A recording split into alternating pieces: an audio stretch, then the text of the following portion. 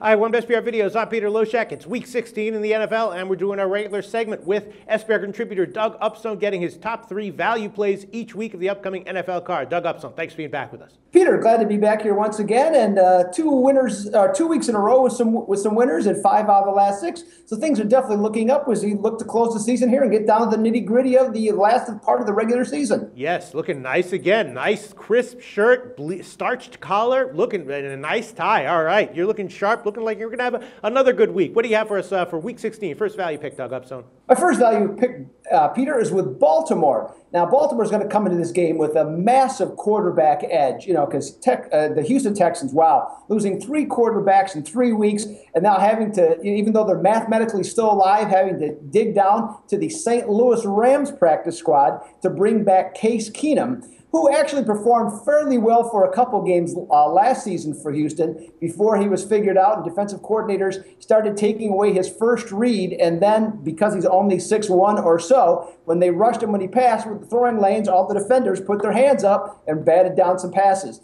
Now, Baltimore doesn't always play the hardest, but Joe Flacco really, has a decisive edge in this particular game, and I think he'll do well even against Houston's, better than average front seven, especially with J.J. Watt. We have lost some value because the line has started to go up from the original number. But, I look at the Texans here. I just don't see where they're going to get enough offense to make this happen. And they're 2-11 coming off, or 2-11 against the spread, Peter, coming off a road game. And I see Baltimore kind of cruising on this one, winning by 10 or more. All right, well, maybe I'm insane. I previewed this game with Troy West from allplayswin.com. He has a great record in the NFL with us this year and long term. He likes Baltimore in this one a lot.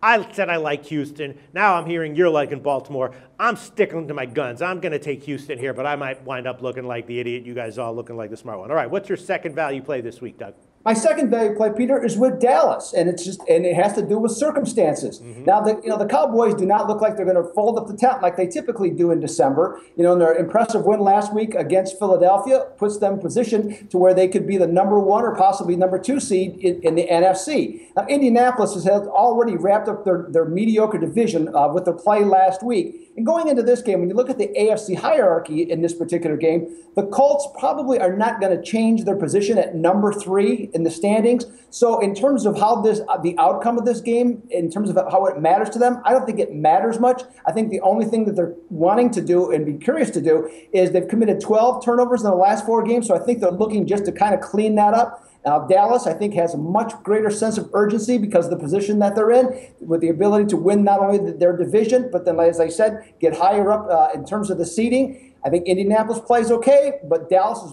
needs it more. Dallas by 7, Peter. Yeah, that's what I was thinking as well. And I was also thinking, I also bet the under. I got 55.5 last night. And I was leaning Dallas as well. I usually like to fade Dallas as a home favorite, but in this case, I'm thinking that they might actually be the side. I'm agreeing with you there, Doug Upstone. All right, what's your third value pick for us this week? My third value pick, Peter, is Pittsburgh and Kansas City to raise the roof on this particular game. Hey, the first thing I thought of when I saw the 45.5 on this game, I thought, no way that's going to stick. And I was correct right away. Within about 12 or 13 hours, I went to 46.5.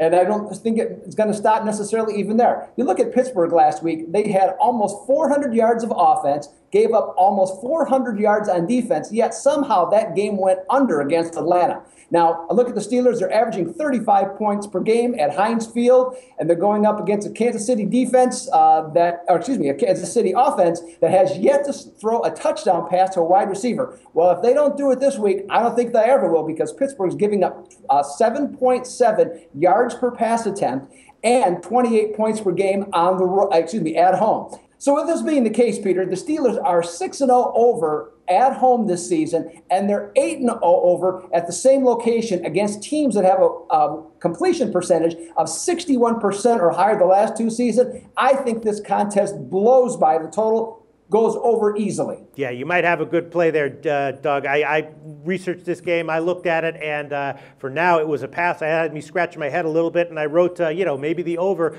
on my notes. But then I'm like, do I really want to take an over with KC involved? Maybe we do. All right, 3 interesting picks this week, Doug Upstone. Thanks so much.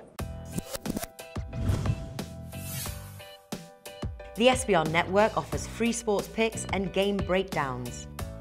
Big money free betting contests year-round, a real-time Vegas-style odds monitoring service, and much more. So come see for yourself.